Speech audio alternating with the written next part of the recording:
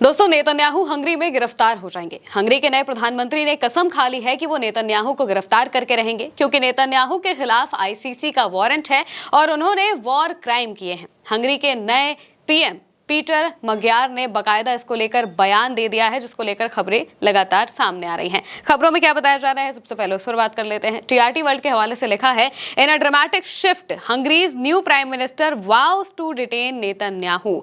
यानी कि बिल्कुल मौजूदा वक्त में हंगरी के नए प्रधानमंत्री ने कसम खा ली है कि वो नेतन्याहू को डिटेन करके रहेंगे। करंट रिपोर्ट के हवाले से भी लिखा है, Hungary's new elected PM Peter magyar says Hungary will remain a member of the International Criminal Court and would arrest Netanyahu if he enters Hungary। यानी कि नेतन्याहू अगर हंगरी में अपना कदम भी रखते हैं तो उन्हें तुरंत गिरफ्तार कर लिया जाएगा। इंटरनेशनल कोर्ट के ऑर्डर्स के हिसाब से उन्हें गिरफ्तार किया जाएगा। ये बात पीटर magyar ने बकायदा कह दी है। उन्होंने कहा कि अगर इजरायली प्रधानमंत्री बेंजामिन नेतन्याहू, जिनके खिलाफ इंटरनेशनल क्रिमिनल कोर्ट का वारंट है, हंगरी की सीमा में प्रवेश करते हैं तो उनका देश उन्हें हिरासत में ले सकता है।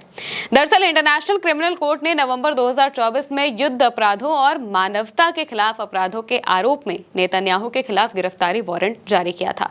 ये एक ऐसा आदेश है जिसे सदस्य देशों पर सैद्धांतिक रूप से लागू करना अनिवार्य रहता है। इससे पहले अप्रैल 2025 में जब इजरायली प्रधानमंत्री बुडापेस्ट आए थे, तब हंगरी ने उन्हें गिरफ्तार करने से इनकार कर दिया था। उस वक्त दूसरी सत्ता थी। हालांकि magyar ने घोषणा की है कि वो 2 जून तक इस वापसी पर प्रक्रिया पर रोक लगा देंगे।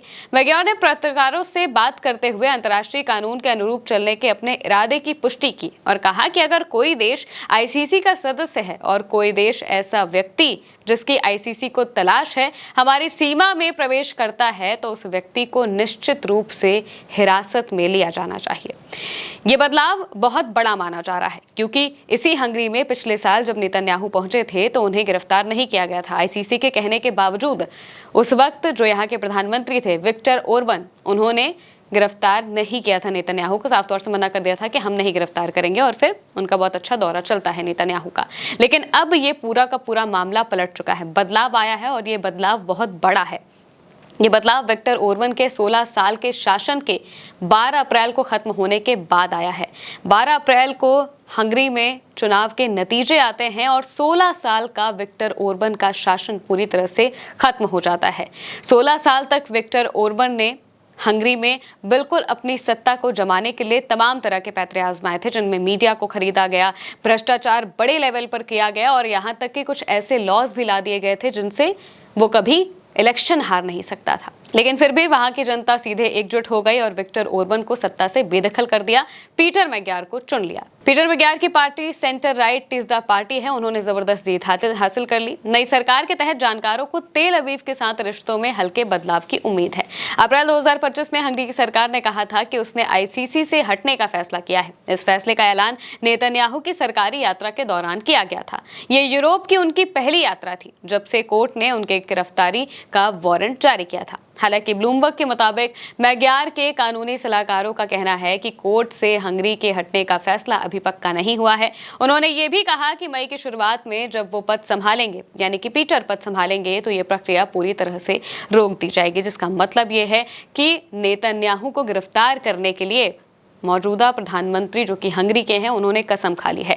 नेतन्याहू के खिलाफ इंटरनेशनल लेवल पर भी वारंट जारी हो चुका है और उनके अपने देश में भी उनके खिलाफ करीब 3 के आसपास जो केस हैं वो चल रहे हैं, जिनमें सुनवाई टालने के लिए बार-बार नेतन्याहू गिड़गिड़ा रहे हैं कोर्ट के सामने। हालांकि जैसे ही यहां पर आईसीसी का वारंट जारी होता है, इसके बाद नेतन्याहू की जो यात्राएं हैं वो काफी कम हो जाती हैं। वो सिर्फ उन्हीं देशों में जाते हैं जहां पर या तो आईसीसी के वो देश सदस्य ना हो, या फिर अमेरिका या बाकी के देश जो कि इजराइल के साथ हमेशा खड़े होते हुए दिखाई देते हैं। ऐसे ही देशों में नेतन्याहू की यात्रा होती है और इसी वजह से यूरोप की पहली यात्रा उनकी जब हंगरी में होती है तो वहां पर उस वक्त के जो प्रधानमंत्री थे वो मना कर देते हैं नेतन्याहू को गिरफ्तार करने से। लेकिन अब यूरोप और नेतन्याहू के बीच में जो दूरियां हैं वो बहुत बड़े लेवल पर बढ़ती हुई दिखाई दे रही हैं। एक एक करके यूरोप के सभी देश नेतन्याहू के खिलाफ होते जा रहे हैं, यहाँ तक कि इटली, जो कि एक वक्त पर इजराइल का सबसे बड़ा सपोर्टर माना जाता है यूरोप में, और साथ ही साथ जॉर्जिया मेलोनी नेतन्याहू की बहुत अच्छी दोस्त मानी जाती हैं। उन्होंने खुद इजराइल के साथ अपना बेहद पुराना जो डिफेंस एग्रीमेंट है वो रद्द कर दिया, पूरी तरह से खत्म कर दिया। वजह यही थी कि गाजा, लेबनान और ईरान पर हमले किए गए।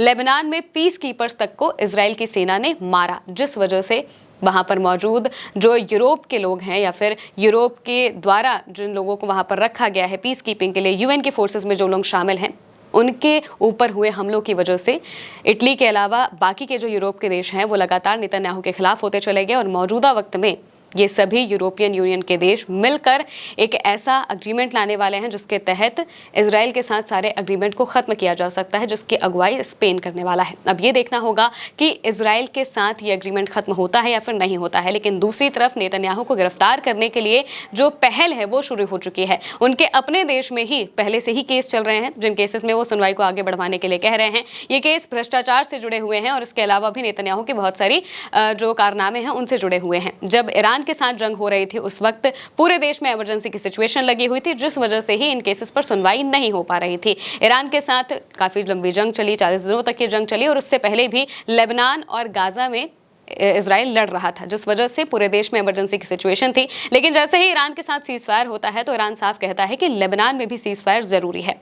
जब लेबनान में भी सीज फायर हो जाता है तो फिर नेतन्याहू को सीधे कोर्ट से समन आता है कि उन्हें आकर इस पूरे मामले पर सुनवाई में खड़े रहना पड़ेगा। लेकिन नेतन्याहू कहते हैं कि उनकी जान को खतरा हो सकता है, इस वजह से उन्हें टाइम दिया जाए और सुनवाई को आगे टाल दिया जाए। उनकी रिक्वेस्ट को कोर्ट मान भी लेता है और उनकी सुनवाई को मौजूदा वक्त में आगे टाल दिया गया है। लेकिन इंटरनेशनल लेवल पर नेतन्याहू को अब गिरफ्तार करने के लिए सभी देश आगे आने लगे हैं, जो कि आईसीसी में शामिल हैं, जिनमें हंगरी के पीएम ने साफ तौर से कसम खा ली है कि अगर नेतन्याहू हंगरी आए तो उन्हें तुरंत गिरफ्तार कर लिया जाएगा।